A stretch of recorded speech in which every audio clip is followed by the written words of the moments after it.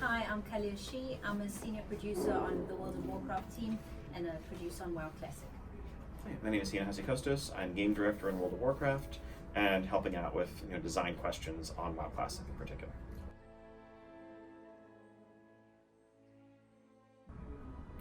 So, I think it's fascinating and it's fun.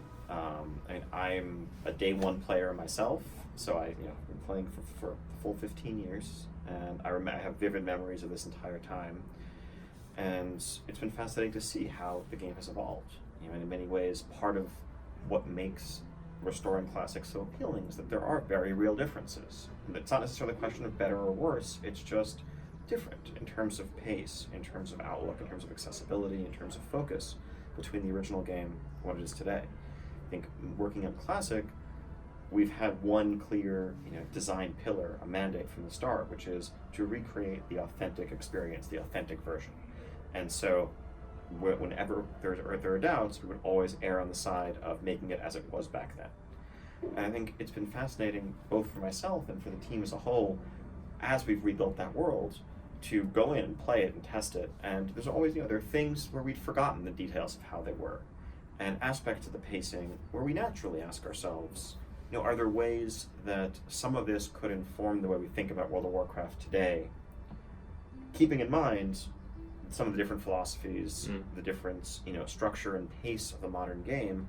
There's still room for elements of exploration, of customization, of some of the thoughtful decision making about how you approach the outdoor world that we think could still continue to inform how we design Battle for Azeroth and beyond.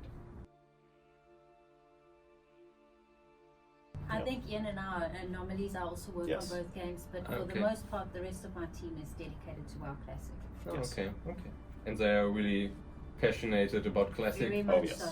That was one of the biggest challenges, I can say, for me personally as a producer, was to find a team, especially on the engineering side, who are masters in their craft, so the top technical talent, as well as being so passionate about the game, commensurate with our fans and our players and what people expected from the game.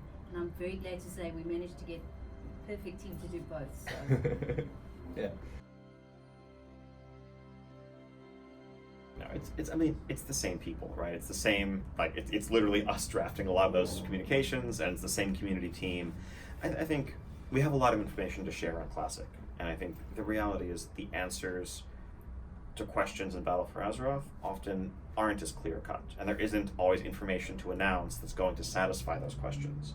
And so that can make formulating a communication strategy a bit more challenging. It's a lot more saying, all right, we're listening and asking questions, whereas with Classic, if players want to know, all right, what are you doing with Battlegrounds? Or when are your raids going to open? Or are Battlegrounds going to be cross-server? Or what items are going to drop at what time of the game? We can easily give a definite answer and quickly. And so when we have a clear answer to give to a question, regardless whether it's WoW Classic, whether it's Battle for Azeroth, whether it's some other aspect of Blizzard's games, we always want to get that information out there. I think the challenge with modern WoW, which is always evolving, is that we're still figuring out the answers a lot of the time. We don't have something satisfactory to say yet. It's also where we are in the project. With WoW Classic betas around the corner, we have information to share, and we want to do so quickly. So it's also nature of that where we are in the project. Okay. A lot. No, hopefully. And so I think it's actually, so philosophically, we are planning to launch with as few servers as possible, rather than open many servers, have no queues, and risk having servers that are underpopulated a few months in. Because I think one of the unique aspects of WoW Classic is that because anyone with an active WoW subscription can jump in and check it out, we think there are going to be a lot of players who are just curious. They just want to see what it's all about, but they're not really seriously committed to playing in the long term. And so they may be very huge day one activity that drops off rapidly. So we, again, want to make sure that we are sustaining healthy communities in the long term because of how important community is for Classic. Yeah. And so technologically, our servers have the ability to have many more players on them than they did back 15 years ago. Where we run into challenges, though, are on actually the physical space of the world and the gameplay and the spawns and because we don't have modern technologies like dynamic spawning and things like that. And yes, we actually could have 1,000 players in Elwyn Forest, and the server wouldn't crash, but everyone would have a truly miserable time beyond anything that you experienced back then. At the same time, we want to get a lot of people on the servers. So our plan is to use some of our modern technology in a short-term way for just those first few weeks. Where unlike what we do with sharding in the modern game, where we have many copies of an individual zone, we're going to run multiple copies of the entire world. Like single cohesive Eastern Kingdoms, Azeroth, you can take the Zeppelin across, and you're staying with the same players, you're traversing the same world, but we'll have multiple layered copies of that world, each of which has a capacity similar to what the original servers did at launch. Yes. And then over those first few weeks, as players spread out more, we can actually increase the number of people that we put in one version of the world, while also decreasing the number of worlds required to host the entire server. Okay. We're going to continue that process over the first few weeks until eventually we will collapse down, and we promise we will do this a few weeks in, to a single world per realm, no sharding, none of that going forward. We know that needs to happen before we do something like turn on the world bosses, for example. When we have Kazakh and Azurgos, there needs to only be one Kazakh ever. If the entire server wants to fight over it and kill each other for 5 hours, that's what they should do. The answer can never be, oh, we'll just have a second Kazakh. If we do that, it's not classic. But that's where the community can help us out, because we're going to be announcing stress tests, maybe later at the end of this month or a few weeks from now, whatever. So we're asking people to jump in and help us with that. I mean, there's one from 15 years ago, and if you have it, you will. And if you have the original collector's edition in WoW Classic, you will get mailed the Zergling and the perfect. The original. This was my next question. The original pets. Cool. Yes. We wanted to preserve that experience, the OG experience. But yeah, we didn't want to add. We actually thought about adding some kind of new assets for some new collector's edition, but it just didn't feel right for what Classic is. Inserting some new art assets into that old world, it's changing it in a way that's inconsistent with their philosophies. Okay. So not at launch. We're not planning to do that at launch, but we're waiting for player feedback to see maybe after launch there are certain services that did exist in Classic that we may recreate. Yeah, so like no shop at launch, and then if a year from now when servers are mature, players are asking for the ability to go transfer to a different server to play with a guild there, that's something that you could do back in 2006. We're open to recreating and reintroducing that functionality, but I would definitely don't expect a shop with like pets and mounts and things like that. Okay. That's not consistent with our philosophy. So, yes, we're going to have WoW Classic forums. We're looking into even having Realm forums, because again, Realm community was a big thing back then. I'm not sure about Armory specifically right now, but I think we want Classic to be fully supported alongside Battle for Azeroth, as it's a full-fledged version of WoW that we're committed to long-term support for. Yeah, I mean that's exactly there's been an evolution, right? And this is the beginning of that journey.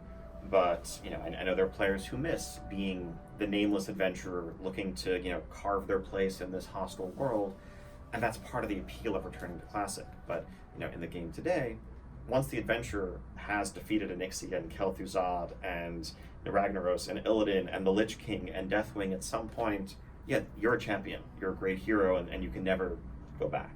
And so, we're excited to continue telling those stories as the game unfolds in Battle for Azeroth and beyond, but also allow players to return to the origins where it all began.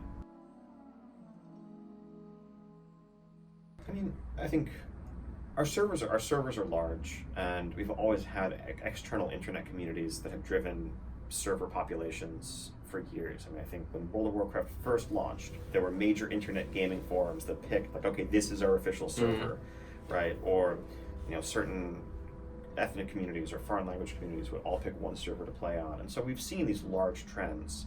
And I think that the game ultimately will stand on its own. And while there will be large external communities coming in, I think we're confident in the ability of the enduring appeal of Classic. There'll be players, even if some group leaves, there'll be more than enough left in any given server to keep it healthy, to keep it going on. And we want people to play what they enjoy. So as much as they enjoy it, and while they're enjoying it, we will provide this gameplay. And if they decide to play something else for a while, that's also okay. Yeah.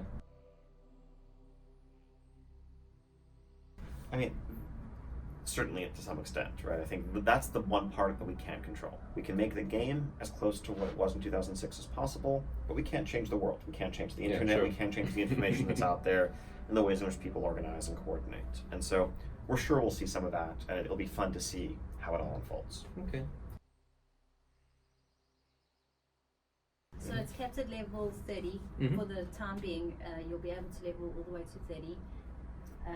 Other than that, I mean, all the dungeons up until that level. All the dungeons available. If you think you can do Blackrock Depths at level 30, good luck. Okay. And then we may we may raise the level cap or offer templates for focus testing of specific content. I think this closed beta is going to be pretty different from some of our other World of Warcraft betas. It's genuinely pretty small. I think we're really looking to only get a small group of people who opted in, and many of the folks who are here today will be invited. But we don't, unlike a regular beta for a game like Battle for Azeroth, we're not looking for feedback on whether the game is fun. We're not looking for we're not looking to nerf a boss or change the spawning in a dungeon because it's frustrating. The game is what it was. We're really just looking for this core passionate fan base that will help us know whether we've gotten it all right. They'll help point out bugs or some inconsistencies we might have missed while we still have time to fix them before we launch the game. It's the same one I still play today, 15 years later. I made a shaman, and I've been playing literally ever since. for me, I missed out the first time. I've only started playing WoW Classic now with with this reimagined. So it's a special experience for you. It's super special, but I always land up playing an Orc Hunter because I'm so fascinated with the pet system, like the pet happiness and all of that. It works so differently to BFA. So that's intriguing to me. I always play a Hunter, and I'm usually Horde side, so Okay. the Orc. So have you already played the char from level 1 to 60? Not all the way to 60, I'm 40. Ah, okay. 40 is my max. at the Okay. moment.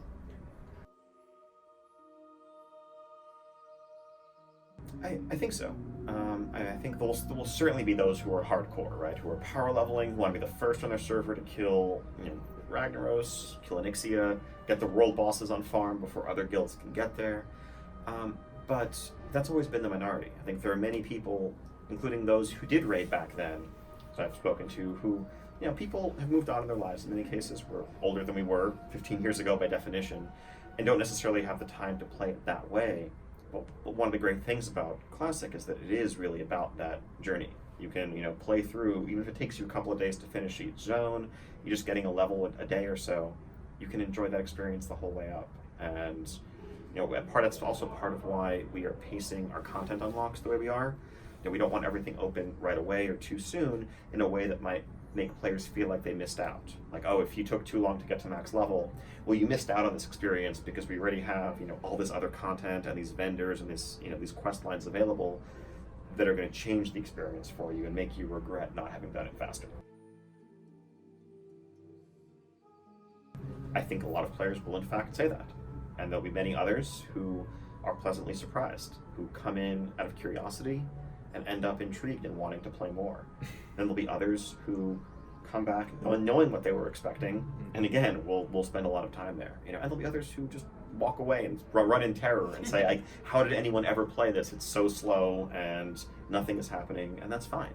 And we just want the experience to be there for those who want it, for those who want to experience it, and if people decide it's not for them, that's totally fine.